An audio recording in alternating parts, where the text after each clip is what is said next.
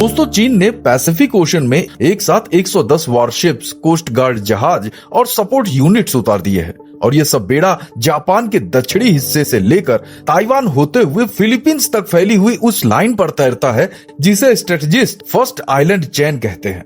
अब यही देखिए कि जुलाई 2026 के महीने में पैसिफिक का ये पूरा इलाका अचानक जहाजों से भर गया है। और भैया, ये कोई मामूली मूवमेंट नहीं है, ये वो समंदर है जहां से दुनिया का एक बड़ा हिस्सा अपना सामान भेजता है और यहीं पर एशिया की सबसे बड़ी मिलिट्री ताकतों का बैलेंस भी टिका हुआ है।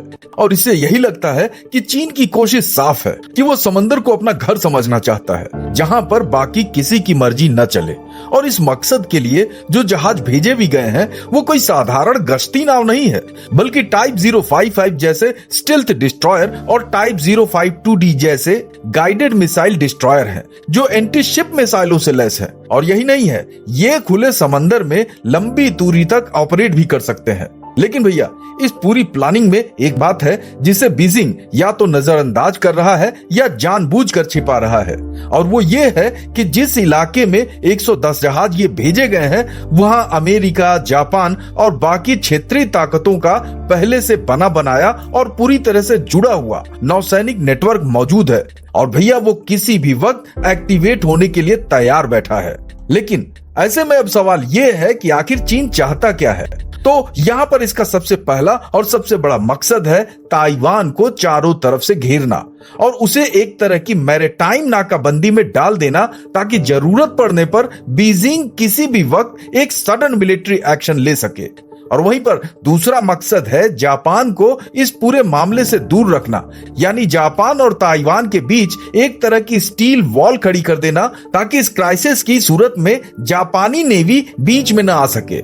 और इसके अलावा यह भी माना जा रहा है कि चीन इन्हीं नैरो स्ट्रेट्स को अपने न्यूक्लियर सबमरीन के लिए एक सेफ रास्ते की तरह इस्तेमाल करना चाहता है ताकि वो चुपचाप पैसिफिक के गहरे पानी में उतर सके।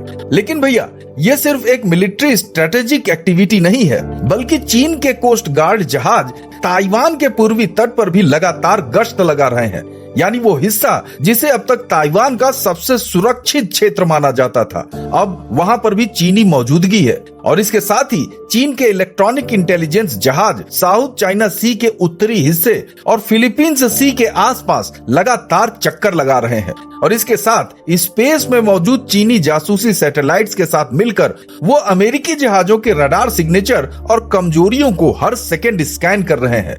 तो भैया, सब मिलाकर बीजिंग इंटरनेशनल वाटर को अपने घरेलू समंदर की तरह ट्रीट करने की कोशिश कर रहा है और इसे ही स्ट्रेटेजिस्ट ग्रे जोन स्ट्रेटजी कहते हैं, यानी बिना सीधी जंग छेड़े दबाव और मौजूदगी के जरिए धीरे धीरे इलाके पर कंट्रोल जमाना। लेकिन यहाँ पे ध्यान देने की जरूरत यह है कि चीन की इस आक्रामक चाल ने दूसरी तरफ एक ऐसा तालमेल पैदा कर दिया है जो शायद ही कभी देखा गया हो, यानी जापान हाई अलर्ट पर है और उसकी मैरीटाइम सेल्फ डिफेंस फोर्स अमेरिकी नेवी के साथ पूरी तरीके से इंटीग्रेट होकर काम कर रही है।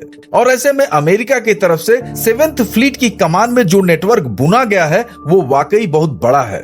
अब अंदाजन 50 से 70 अमेरिकी वॉरशिप और सपोर्ट वेसल्स इस वक्त इलाके में फॉरवर्ड डिप्लॉय हैं और तुरंत एक्शन के लिए तैयार भी हैं। और इसके केंद्र में है USA George Washington aircraft carrier, जिसके साथ गाइडेड मिसाइल क्रूजर और आर्ले बार्क क्लास की डिस्ट्रॉयर मौजूद है, यानी पानी के नीचे 10 से 12 nuclear powered attack submarine Guam से सपोर्ट लेकर चुपचाप चीनी जहाजों को ट्रैक कर रही हैं। और वहीं पर आसमान में F-18 और F-35 फाइटर जेट्स के साथ P-8 पोसाइडन जैसे मैरीटाइम पेट्रोल एयरक्राफ्ट लगातार निगरानी कर रहे हैं।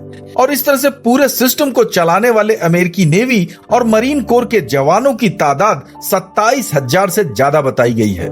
फिलहाल दोस्तों, अमेरिका की असली ताकत सिर्फ पारंपरिक जहाजों में नहीं है, बल्कि पेंटागन के रेप्लिकेटर प्रोग्राम के तहत सैकड़ों की तादाद में सस्ते और AI से लैस ऑटोनॉमस ड्रोन तैयार बैठे हैं, जिनका सिर्फ एक ही मकसद है कि चीन की बड़ी नेवी को संख्या के मामले में उलझा देना। और इसके लिए ये ड्रोन स्वार्म के साथ मिलकर दुश्मन के रडार को ओवरलोड कर सकते हैं और पानी के भीतर मौजूद अनमैन्ड व्हीकल सबमरीन के साथ मिलकर एक तरह का साइलेंट ट्रैप नेटवर्क बना रहे हैं।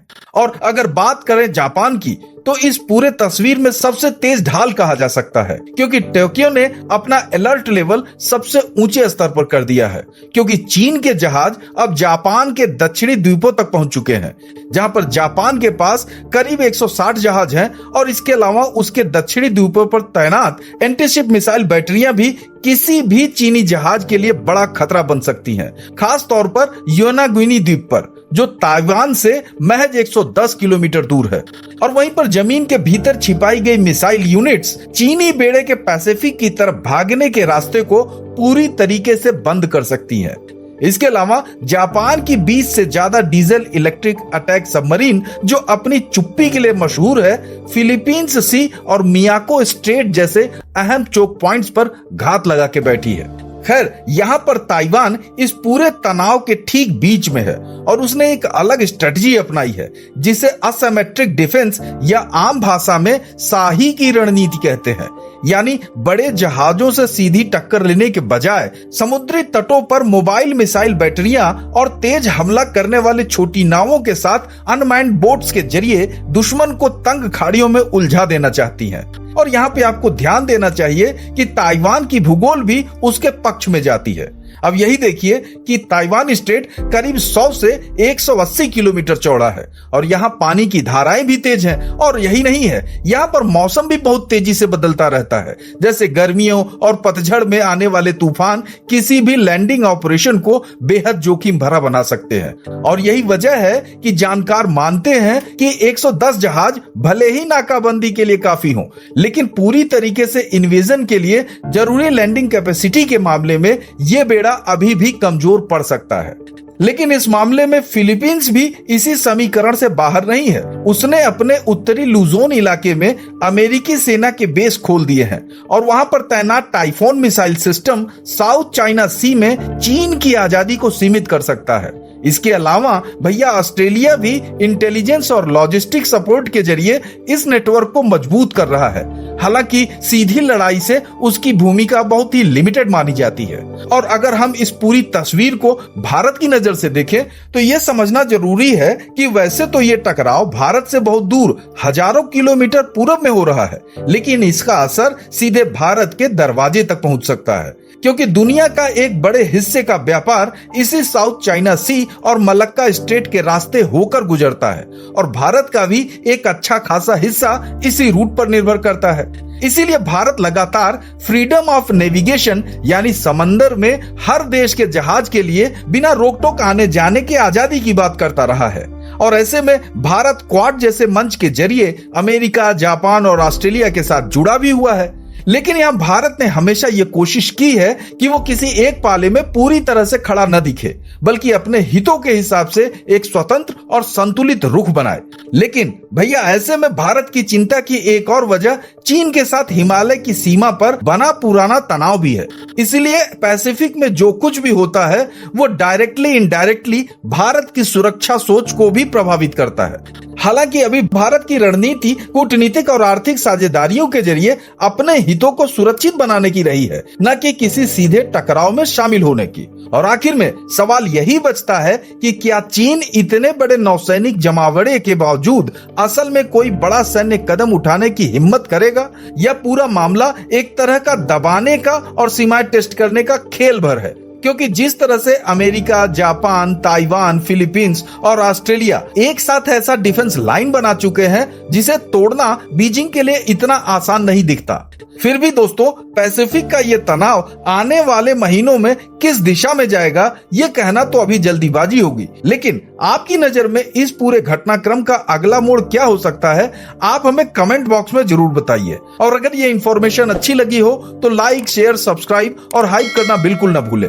मिलते हैं अगले दिलचस्प वीडियो में, तब तक अपना ख्याल रखिए। जय हिंद।